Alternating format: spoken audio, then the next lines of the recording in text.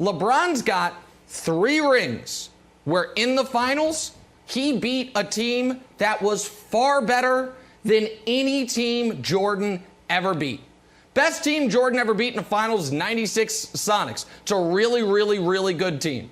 Don't hold a candle to the Thunder with KD, Russ, and Harden. Don't hold a candle to the 4 Hall of Famer San Antonio Spurs. And certainly don't hold a candle the 73-9 Warriors. If you look at the 16 LeBron and MJ finals appearances, and we ranked all of the opponents, the 7 hardest belong to LeBron James. You are overlooking the Utah Jazz, who beat great teams in the West.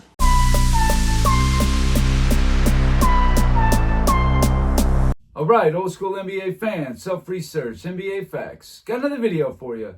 As always, thanks to anybody who watches my videos, subscribes to my channel. I really appreciate it. In this video here, you heard in the opening monologue, Nick Wright talking about the Utah Jazz. Oh, they only had 2 Hall of Famers. They couldn't have been so good.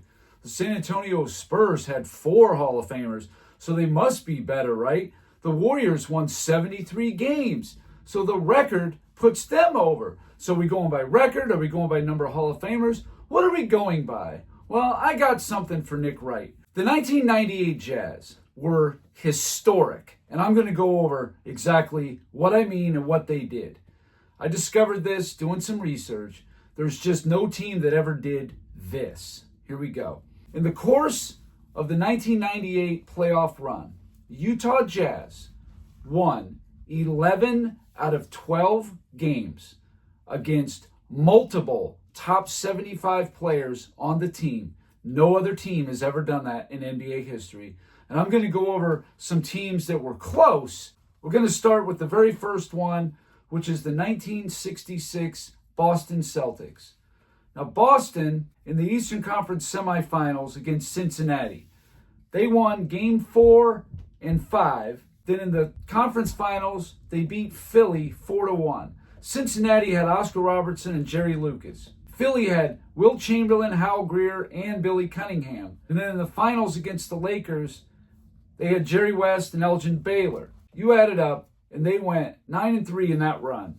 1967, Philadelphia 76ers. What did they do? In the semifinals against Cincinnati, they beat Oscar Robertson, Jerry Lucas, 3-1. In the conference finals, they beat Boston, which was Russell, Havlicek, Sam Jones, 4-1. Then in the finals, they beat San Francisco that had Rick Barry and Nate Thurmond. Now they got close. From the semifinals game 2 through the finals game 4, they were 10-2. That's really good and really close. And they beat some great players. I got Rick Barry, John Havlicek, Bill Russell, and Oscar Robertson. That's 4 of my top 30. The Jazz beat more. But we'll get to that. 1968 Boston. In the semifinals, they beat Detroit 4-2. They had Dave DeBusschere and Dave Bing. In the conference finals, they beat Philly, who had Wilt Chamberlain and Hal Greer, because Billy Cunningham didn't play, he was injured. And then in the finals, they beat the Lakers, Jerry West and Elgin Baylor. So their best 12-game stretch, they were 8-4. All right? That would have been the semifinals game 4 through the first game of the finals. Okay. The 69 Celtics, Russell's last season. And this was a great historic run as well. Semifinals, they beat Philly 4-1. That's Hal Greer and Billy Cunningham. In the conference finals, they beat Dave DeBusschere, Willis Reed, and Walt Frazier of the Knicks 4-2. Then in the finals, they beat the Lakers, who had Wilt Chamberlain now with Jerry West and Elgin Baylor. They beat them 4-3. Their best run over 12-game stretch was 8-4. Pretty good. Not as good as Utah. 71 Milwaukee Bucks. In the conference semifinals, they played San Francisco. They beat them 4-1. That was Jerry Lucas and Nate Thurmond. Okay? In the conference finals, they beat the Lakers. That was Jerry West and Wilt Chamberlain. Elgin Baylor is now gone.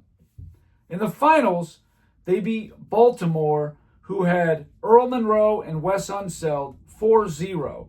So their run was 10-2. They did a really good job too, even though some of these teams were pretty weak record-wise. Doesn't matter. They were 10-2 over their 12 games. That would have been the Western Conference semifinals game 3 through the finals game 4, through the end of it.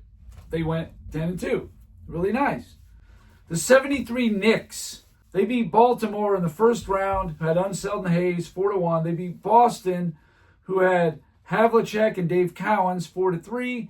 And they beat Jerry West and Wilt Chamberlain on the Lakers 4-1. The 96 Seattle Supersonics, they beat Houston in the first round 4-0. That's Olajuwon and Drexler. They beat Stockton and Malone. And then, of course, they lost to Chicago in the finals, Pippen, MJ, and Rodman. Their best run was 8-4. It would have been the first 12 games. But they're on there. They were one of the few that even had this opportunity. The 97 Utah Jazz. In the semifinals, they played the Lakers, Kobe and Shaq. They beat them 4-1. In the Western Conference Finals, they beat Houston 4-2. That's Barkley, that's Olajuwon, that's Drexler. And then the Bulls, Pippen, Jordan, Rodman, they lost in 6 games. Their best stretch was 8-4. But even still, as you can see, that was still a really nice run. You got to understand these people like Nick Wright, Shannon Sharp, they don't care what age a Hall of Famer or a top 75 player is. They don't care. They just want to be able to name it on a list and make that be the narrative. All about Hall of Famers, top 75 players. Well, there was this many on this team. Like you heard him say about Oklahoma City, about how good they were. Really? James Harden was coming off the bench. He was getting like 16 points a game. Was nowhere near prime James Harden yet. Russell Westbrook and Kevin Durant, yeah, they were really nice players. They were at all NBA level and all that thing, and they did just beat the Spurs. Absolutely. But better than the Utah Jazz of 97 and 98 or the 96 Seattle Supersonics? Yeah, I don't think so. For one thing, the league was just in a much better, healthier place in the 90s. Especially in the West, in the late 90s. It was stacked over there. In 1998, Seattle won 61 games. They were the 3 seed? San Antonio Spurs had David Robinson and Tim Duncan. Both players are all NBA, all defense level players. They literally both made both teams. They're the 4 seed out west. 4. That's what I'm saying. It was stacked. And what Utah did in 98 was remarkable. And then what the Bulls then in turn did to Utah makes it even more remarkable that nobody ever wants to talk about. All Nick Wright can say is they just had 2 Hall of Famers. The rest of the team was a bunch of bums. That's how they do it. 2 Hall of Famers, all the rest were bums. That's exactly what these people say to keep their narrative going. That is what they do. So here we go. 1998 Utah Jazz, their historic run that no team has ever duplicated. In the first round, Utah and Houston. Houston was actually up 2-1. Then it was over. Utah went on a historic run. They beat Houston the last 2 games in the first round. They actually retired Clyde Drexler. And the basketball-savvy fans here in Salt Lake City give him a standing ovation. And that'll do it. The Utah Jazz win the final 2 games of the series and move on to the second round to face the San Antonio Spurs. Karl Malone, 31 points, 15 rebounds, and 5 assists, as the Jazz win 84-70. But that's Olajuwon, Drexler, and Barkley, okay? Then in the next round, they get San Antonio. Like I said, the 4 seed. You got to deal with David Robinson and Tim Duncan in the semifinals. Nice, huh? They beat them 4-1. Karl Malone has stepped up incredibly large, and I'm going to tell you something else. Ostertag has given Utah Jazz a great fourth quarter and a second half in this game. Yeah, his presence in the middle had a lot to do with David Robinson's ability to score only 2 points in the fourth period. So the final here from the Alamo Dome, Jazz 82, Spurs 73. Then in the conference finals, they get the Lakers. No, Kobe is not in his prime. Shaq is. Shaq's first team All-NBA now. He is definitely in his prime. Kobe's an all-star, though. He's a good player. He's no scrub, but no, he's not prime Kobe. But either way, they swept the Lakers 4-0. Game 4, Utah looking for the sweep. Jones. And that's the final horn, and the sweep is complete. The Western King still reigns. The Utah Jazz are returning to the NBA Finals. At that point, they've won 10 of 11 games against 7 top 75 players. That's really incredible. In Game 1 of the NBA Finals, they made it 11 out of 12 as they did this. Chicago doesn't have to foul because of the overlap. It's Stockton on the run, and it's Utah by 4. Kukoc looking to get it in. Jordan back to Kukoc. They need a 3, and Kukoc delivers it with 5.4 seconds, bringing them to within 1. Michael with Russell on him. He tips it to Pippen. Can he beat the horn? He can, but he misses it, and Game 1 goes to Utah in overtime. So they beat the Bulls in Game 1. Even though the Bulls then rattled off 3 straight in a row, which really was incredible when you look at what Utah was doing to people. Nobody's had a run like that against that level of great players. In my top 30, I said earlier, 67 Philadelphia 76ers beat 4 of my top 30 in one run. That's true. Houston had Keem Olajuwon, Charles Barkley. They're both in my top 30. David Robinson, Tim Duncan. They're both in my top 30. Shaquille O'Neal, Kobe Bryant. They're both in my top 30. That's 6 of the top 30 players of all time. They beat all of them. Every one of them. And then in Game 1 in the finals, they beat Jordan, Pippen, and Rodman. I know it was only one game. But do people even realize or understand? Had John Stockton hit that three-pointer at the end of Game 6, if that would have actually went in instead of rimmed out, they would have been tied up 3-3. Scottie Pippen with a bad back, Game 7 at home in Utah. There's a very good chance Utah wins that game and wins that series. And if so, that means they would have beaten 10 top 75 players in one playoff run. The most ever, bar none. Right now, the most ever is the 1969 Celtics. They beat 8. Hal Greer, Billy Cunningham, Dave DeBusschere, Willis Reed, Walt Frazier, Wilt Chamberlain, Jerry West, and Elgin Baylor. That's a pretty nice list. That's 8 that they beat. And there's been other teams like the 67 76ers beat 7.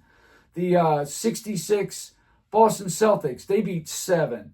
I think it's time that people like Nick Wright, Shannon Sharp, and all these people maybe give a little more acknowledgement to how good these teams were that the Bulls faced in the finals and even in the conference finals, because they didn't have 3 or 4 Hall of Famers on the team.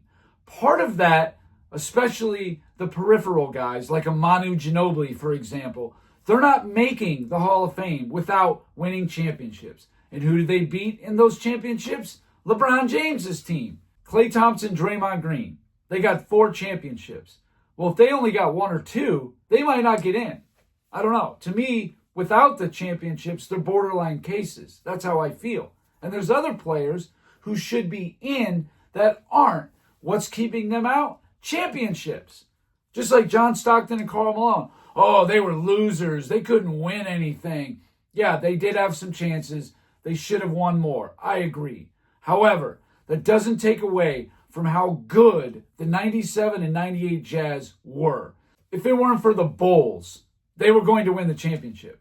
You take the 99 Knicks, if they would have been there instead of the Bulls, in 98, in 97, in 96, all the other teams are winning. Guaranteed.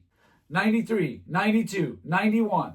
Guarantee you that all those teams were going to win. The 2000 Indiana Pacers, if they were there instead of the Bulls in those late 90s series, the other teams, the West teams are winning. No doubt. 2001 Philly, if they would have won.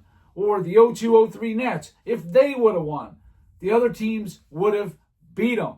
So this is one of my videos here where I just have to call BS on Nick Wright with his finals competition crap. That because Utah didn't actually win a championship, that they were somehow bad competition. They did something that no other team has ever done in NBA history. Won 11 out of 12 games over multiple top 75 players. That's the only team to ever do it in NBA history. Maybe they should get a little more shine than they've gotten, and it's not going to stop, though. They're always going to be the unathletic, goofy white guys. But I got to tell you, look what Greg Ostertag and Jeff Hornacek did to the shooting guard and the center of whoever they played in 97 and 98, with the exception of Michael Jordan. Look what they did. They didn't let anybody run roughshod over them. They were balling.